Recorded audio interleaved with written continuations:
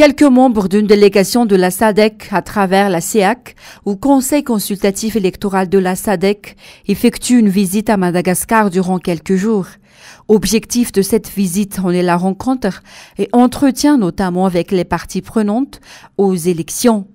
Cette rencontre leur permet de recueillir les avis et recommandations de tous les acteurs politiques, sociaux concernant les prochaines échéances électorales. Enfin, d'analyser la situation de Madagascar compte tenu des élections de 2018 et 2019. La délégation a pour mission de voir quelles sont les recommandations qui ont été suivies, quelles sont celles qui sont en cours de mise en œuvre, quelles sont celles qui n'ont pas été mises en œuvre. L'organe va évaluer ce rapport et c'est à partir de là qu'il y aura des actions de la SADC afin de mettre en œuvre et d'amorcer tout ce qui devrait être appliqué selon le juge Dlamini. In terms of the SADC principles and guidelines governing democratic elections. Et dans les principes de la SADC et les lignes directrices de la SADC en ce qui concerne les élections. And also in terms of the document which establishes the SADC Electoral Advisory Council. Et le document qui établit la CEAC ou le Conseil électoral de la SADC. The SADC Electoral Advisory Council is to conduct a post-election review. Le CEAC conduit à une évaluation post-électorale. Following recommendations that are made by the SADC Observer Mission. Suivant les recommandations qui ont été mises par la mission d'observation de la SADC. L'ancien président de la République et président fondateur du parti TICU Madagascar, Marc Ravalman, en a été parmi les invités. Il a proposé quelques suggestions pour instaurer la démocratie, surtout la transparence des élections à venir. Il a réitéré la volonté de chacun pour établir une stratégie sérieuse et efficace pour approuver et mettre en œuvre les conclusions. Pour rappel, 16 pays sont membres de la SADC dans Madagascar. Le travail mené est multiforme. Il inclut la politique, en particulier à l'approche des élections. L'objectif est de prévenir les crises qui pourraient survenir avant, pendant et après les élections. La visite de la SADC à travers la SEC ou Conseil consultatif électoral de la SADC a débuté cette semaine et se terminera le 28 novembre prochain. À part les acteurs auxquels ont participé des partis politiques tels que le Parti TICU Madagascar, le RMDM, les médias, la CENI, cette délégation recevra la société civile, les chefs religieux, ainsi tous ceux qui sont concernés avant son départ. La délégation de la SADC reviendra 3 mois avant les élections de 2023.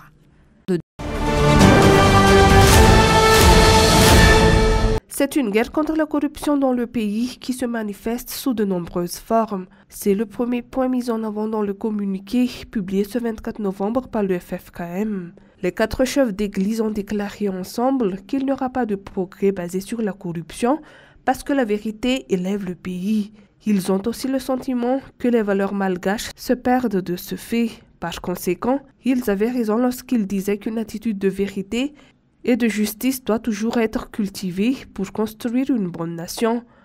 Pour pouvoir le faire, le FFKM appelle les dirigeants et le peuple à respecter la vérité, à toujours travailler et rechercher le bien commun.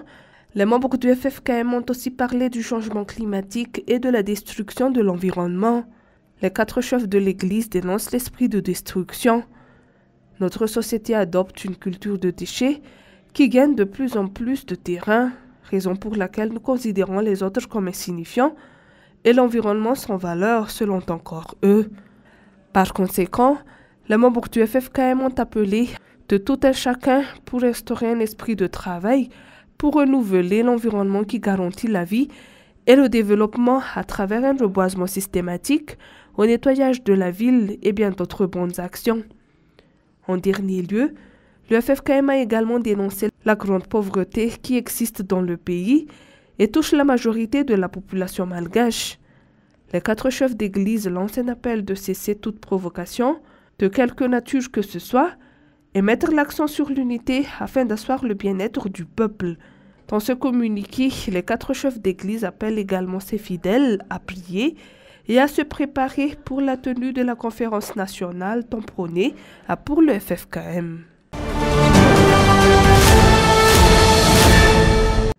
Le déferment du Kitakanjin Rafitson, directrice exécutive, et Dominique Rakoutmalal, président du conseil d'administration de Transparency International Initiative Madagascar, a été reporté. Il devait être entendu par la justice suite à une plainte déposée par le groupement des exportateurs de litchi. Le GEL a porté plainte pour dénonciation calomnieuse, dénonciation abusive, dénigrement et désorganisation. Mais leur passage devant le procureur a été reporté. Ils se sont ressortis libres, annonce l'organisation de lutte contre la corruption. Jeudi matin, des dirigeants d'organisations de la société civile sont venus nombreux à Anous pour manifester leur soutien aux dirigeants de Transparency International. Par ailleurs, la délégation de l'Union européenne, l'ambassade de France, l'ambassade d'Allemagne, l'ambassade de la Grande-Bretagne et l'ambassade de Norvège à Madagascar font une déclaration conjointe. Ils réitèrent leur soutien au peuple, au gouvernement et à la société civile malagasy dans leur lutte contre la corruption. Ils s'opposent à toute action qui compromet ces efforts pour la transparence, la redevabilité et la liberté d'expression. De nombreuses organisations et nombreux partis politiques ont également condamné cette persécution des membres de Transparency International. Je m'oppose au terrorisme contre ceux qui osent défendre la vérité et nous exhorte à rejoindre Transparency International Madagascar dans cette lutte contre la corruption, déclare l'ancien président de la République, Marc Ravalomanana. Pour rappel, la Transparency International Madagascar avait dénoncé la présence de corruption et de blanchiment d'argent au sein de la filière litchi. Un signalement avait même été déposé auprès du Parquet national financier de France et du pôle anticorruption d'Antananarivo.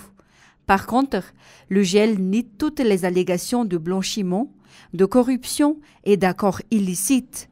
Dans un communiqué publié quelques jours après celui de Transparency International, le GEL rappelle les démarches d'amélioration et de développement de la filière qu'il avait engagée.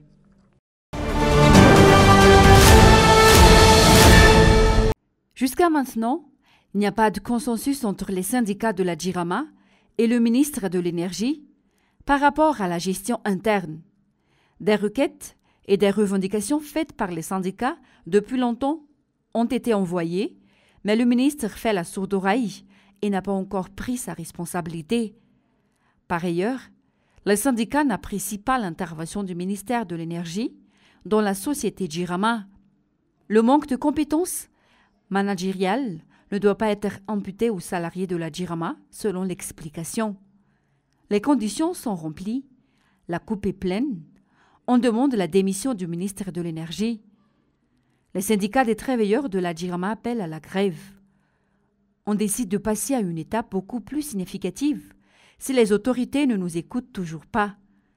La société JIRAMA est maintenant en danger, affirment encore les syndicats. Les actes de vandalisme et d'incendie des équipements de la JIRAMA à Marlambo sont déjà une catastrophe pour l'entreprise. Le syndicat appelle à l'État malagasy à prendre des mesures concrètes et pérennes concernant l'entreprise.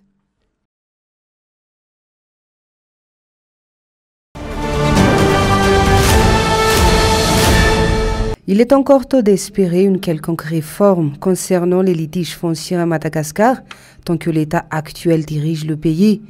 Soit les étrangers accaparent nos terres, soit c'est l'État malagasy même qui donne le droit de le faire, même contraire à la loi. Comme le cas en Alamulcha Thomas Nade, le président de la République a donné le feu vert à l'Église catholique d'utiliser le terrain à leur guise. Une pose de première pierre a déjà été effectuée. Or, ce terrain de 2 hectares et plus est titré et borné. Le propriétaire n'accepte pas d'être une proie politique et exige ses terres. Hier, M. B. François, représentant du propriétaire, s'est rendu à la nonciature d'Ivange pour adresser une doléance à la nouvelle nonciature. Une réponse sera donc attendue d'ici janvier. 4 demandes ont été formulées par le propriétaire pour la restitution de sa propriété. Il dénonce aussi les responsables de l'église à Thomas Nade qui, d'après le représentant, profite de la situation actuelle et interprète ces droits donnés par le président de la République qui contourne la loi aux dépens des propriétaires légitimes.